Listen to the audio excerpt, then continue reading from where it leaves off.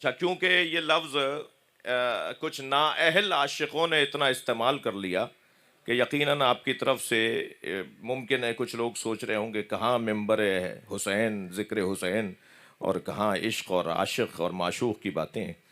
میں سیالکوٹ میں مجلس پڑھ رہا ہوں، تو سیالکوٹ کے شاعر نے عشق کا مفہوم بتایا۔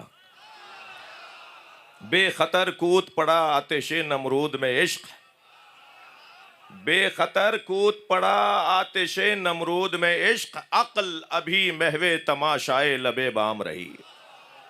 عقل تو چھت پہ کھڑی دیکھتی رہ گئی اور عشق آگ میں کود گیا۔ ابراہیم نہیں کودے تھے، عشق کودا تھا۔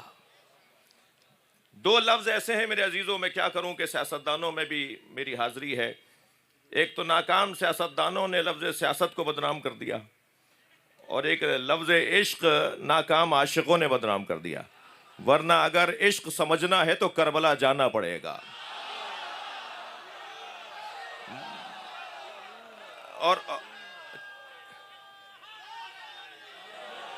اب میرا دل کر رہا ہے کہ اگر آپ کی توجہات میرے ساتھ ہیں تو علامہ اقبال ہی سے کچھ سیکھ لیتے ہیں۔ اقبال کہتے ہیں عشق پر اعمال کی بنیاد رکھ۔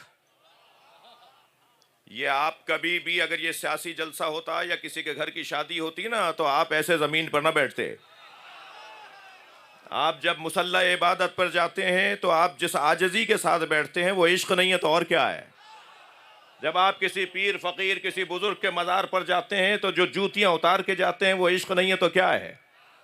علامہ اقبال کہتے ہیں عشق پر اعمال کی بنیاد رکھ، عقل کو تنقید سے فرصت نہیں۔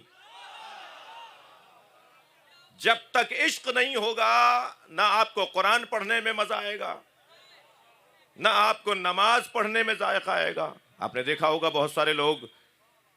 بہت سارے لوگ نماز عید بھی مسجد کا دروازہ چھو کر چلے جاتے ہیں، اور کچھ لوگوں کو نماز میں اتنا مزہ آتا ہے کہ وہ ایک سجدے میں ساری رات گزار دیتے ہیں۔ تو دونوں میں فرق ہے نا، نماز میں تو فرق نہیں ہے۔ کسی کو ذائقہ آ رہا ہے اور کسی کو ذائقہ نہیں آ رہا۔ آپ نے قرآن میں آیت پڑھی ھدی للناس، قرآن میں آیت پڑھی ھدی للمتقین، دونوں آیتیں ہیں۔ ھدی للناس بھی قرآن کہہ رہا ہے کہ قرآن ہدایت انسانی کے لیے ہے، اور ھدی للمتقین بھی قرآن کی آواز ہے کہ یہ متقین کی ہدایت کے لیے ہے۔ تو یہ قرآن میں تضاد نہیں ہے، یہ انسانوں کی ہدایت کے لیے ہے یا متقین کی ہدایت کے لیے ہے۔ قرآن میں تضاد نہیں ہے۔ قرآن در حقیقت رکھا ہوا پیش کیا ہے اللہ نے نبی کے قلب مبارک پر، اتارا ہے قلب مصطفیٰ پر۔ یہ آیا سب انسانوں کے لیے ہے، مگر